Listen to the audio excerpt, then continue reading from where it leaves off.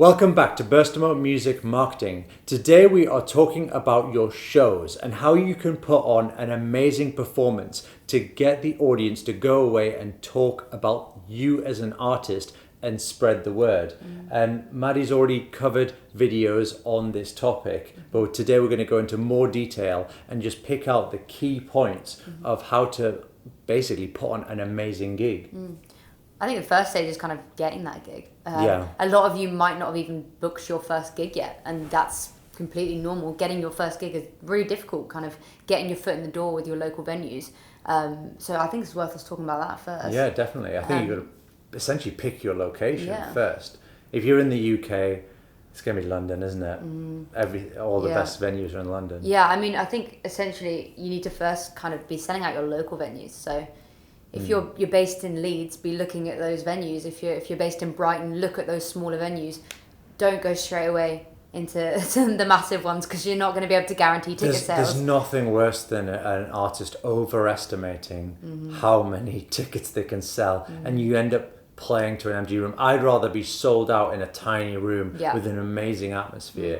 Also, that's so much better because you're going to be creating content out of that night. You're going to hopefully have a videographer there, a photographer there. If you're in this packed room, that content is going to look so good and you're going to be so much more hyped rather than playing this massive venue and you've got your mum there, you've got your sister, you've got your dog. And I don't know if you've noticed this, but when you go see an artist live, everyone steps back from the stage. Like there is a big gap. Awkward, and then the artist has to say, everyone move forward, come closer. And when they have to do that, it means that the audience, the room is too big for the audience, and you want to kind of pack people in and really kind of force that atmosphere. Yeah, so I think first of all you just need to get your local area down. So be playing pubs, bars, anything you can at that beginning stage.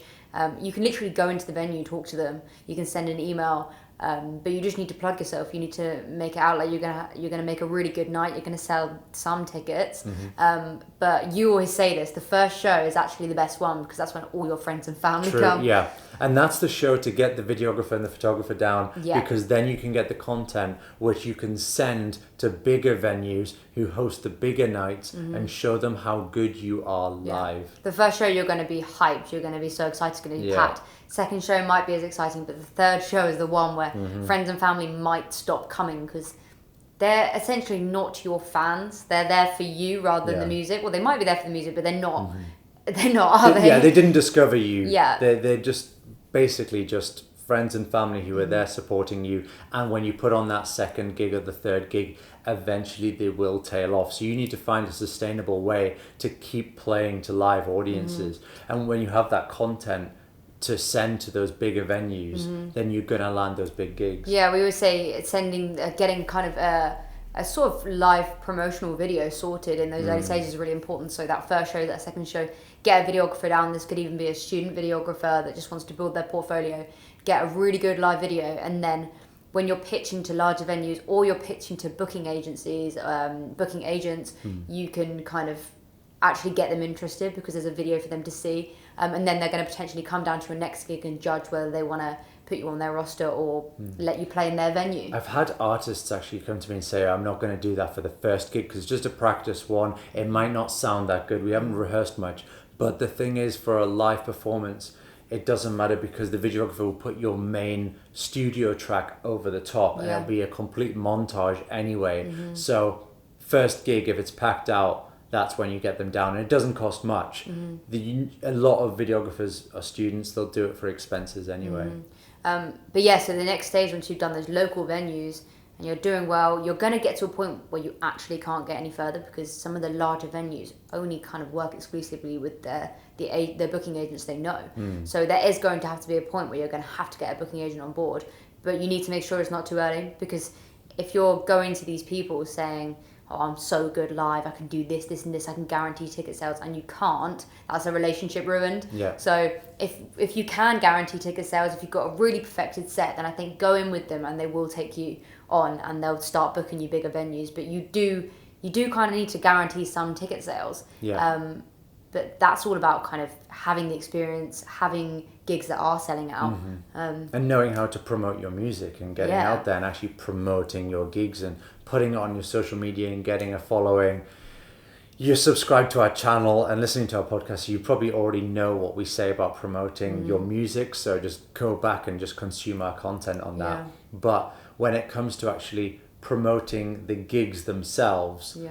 there are a lot of things you can do, from Facebook and Instagram advertising, from your existing followers and getting people down, DMing people, or even just getting an influencer down to your gig. Yeah. Do we want to go over those? We'll talk about. Yeah. Do you want to talk about the kind of the things you do on social media to the ads that you run, because they've been really effective. They've sold out gigs before, so. Yeah, I mean, first and foremost, I don't think you can really advertise to people and then funnel them down to going to a show in the space of like 3 to 4 weeks. I think people need to fall in love with you as an artist to be able to go to your gig and give up their Friday or Saturday evening and dedicate it to your music.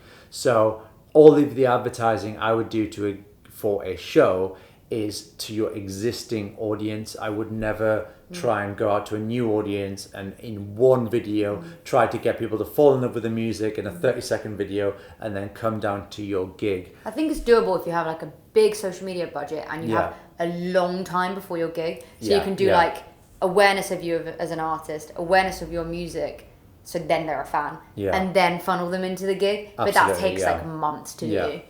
And another thing you can do as well as the ads is actually get an influencer down to your Yeah. gig and get them to do the promotion for you. And it doesn't have to be like a huge influencer. It could be someone that you know locally, if you're from like a small town or city and they've got a big following in that city, say 5,000 followers, 10,000 followers, 20,000, then they can advertise the gig for you and you can kind of pay them as an ambassador to talk about the gig and go down. And maybe they'll come down for that person and fall in love with you as an artist there.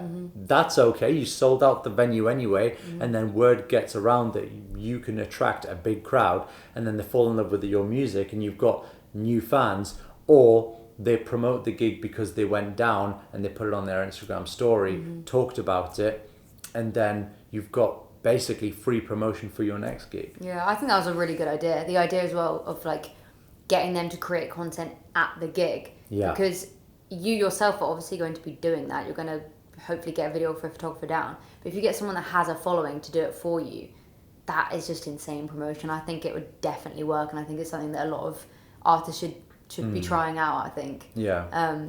But I think it was also worth us talking about kind of how to make that event as good as possible, how to make that event like something that people are going to remember. Yeah. Because there are so many venues, I mean, especially in London, how do you stand out? Yeah, I completely agree. I mean, I actually had quite a heated number of comments on one of my Instagram posts, which is, when should you put like your big flagship track that everybody knows? And a lot of artists say that they want it at the back end of their set, but for us, I'd put it earlier on in the set. Maybe start with maybe your second and third most streamed track, but in your first 4 songs, you want to have a high energy track, something that's going to get the crowd going, get them singing along, because that's when you want to attract people from the bar area. These aren't like big venues where everyone is watching you. They're normally quite separated rooms. You've got the bar area, sometimes they're even serving food, and then you've got the venue behind, especially that's the case in London and in America as well. So you want to try and attract as many people as possible from those areas just to come in and discover you as an artist. I think that's where covers come in as well. Yeah. I've seen a fair few artists that have either been supporting an artist that I'm going to see, or I'm just at a bar and they're playing and they play a massive song that everyone knows, and everyone just goes rushing, because if you know that kind of song, you want to sing along, you want to be involved. And I think a lot of artists sort of think that doing a cover's a bit naff and it doesn't seem very cool, and you're an independent artist, you have your own material, so you should only do that. But I think covers, and it's even like the massive artists do it. There are artists that are literally playing the O2 and they're still doing an occasional cover within their set, because it pumps the crowd up again, especially after like an acoustic session. If you have like 2 or 3 songs within your set that are acoustic, you shove in like a banger of a song, you're going to get the crowd going, and I think that one's great. And yeah, artists often think covers, oh, that's just going to be a karaoke session, but it's not. You make it your own. You make it your own style, and people will still sing along because they know the words, but you are taking inspiration from that original artist and showing your appreciation for that artist. What was the song that Jade Bird covered when we saw her? Walk Like an Egyptian. That one was amazing. She Thanks did it for as putting me on the spot there. Yeah, I knew you'd know it because you loved it that night, and she did it as one of her Spotify sessions as well. Yeah. And that's why everyone kind of knew the style she was doing. But she absolutely smashed it. It was amazing. Yeah. So yeah, I think covers are great, but I also think you need to make the whole gig an event because, as we said before, there's so much competition. People can do whatever they want with their evenings. There's so many gigs going on. There's so many clubs. There's so much going on in like the major cities that you need to make it an event. And we spoke about this on another podcast when we were talking about equipment.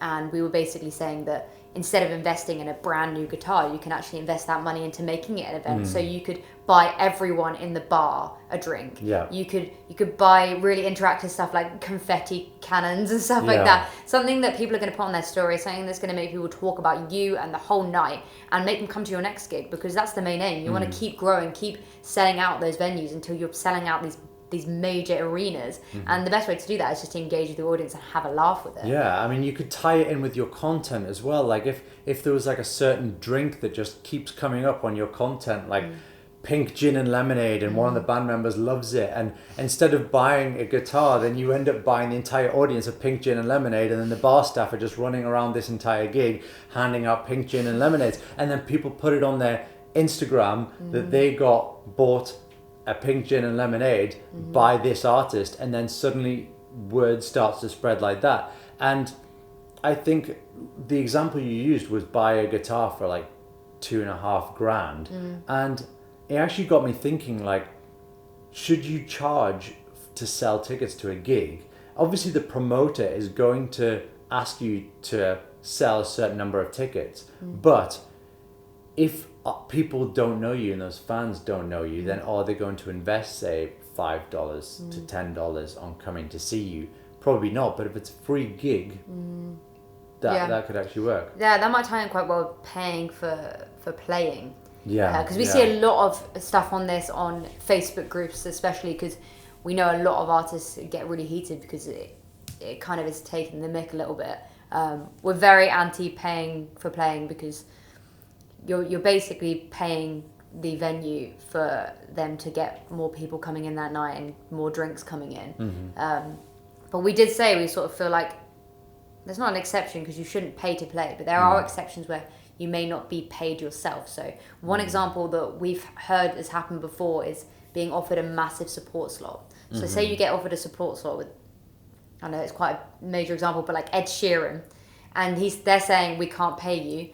Obviously that's absurd because they have the money, but they're not going to pay you. Still take it. I think you definitely take it because even though you would have got paid a fortune for that, the exposure is worth so much more, because every night you're guaranteed to be playing in front of thousands, and that is exposure that you're not going to get in any other way, basically. Yeah, I've got a very unpopular opinion that goes down very badly on our social media, which is I think if it was worth it and you know that it's going to pull a crowd, as an artist, I would pay to play. If it was $100, $200, and I knew that I was going to be playing to 500 to 1,000 people, and I know how much it costs for Facebook advertising, hiring a promotion company, and when you do the maths and realize that level of exposure, if you're a good artist and you play to 500 people, and each of those people go and tell 5-10 of their friends about you, then that is 5,000 people that will hear about you, and it's a good investment for me.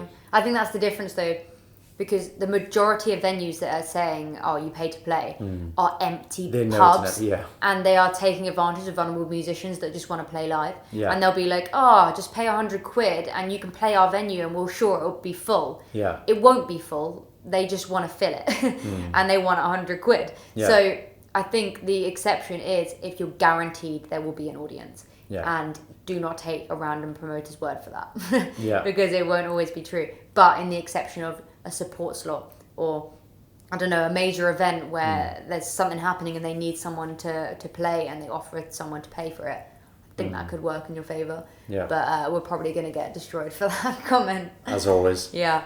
But so you've got a packed room. Like, what things does an artist do? So we've covered covers, and then merch.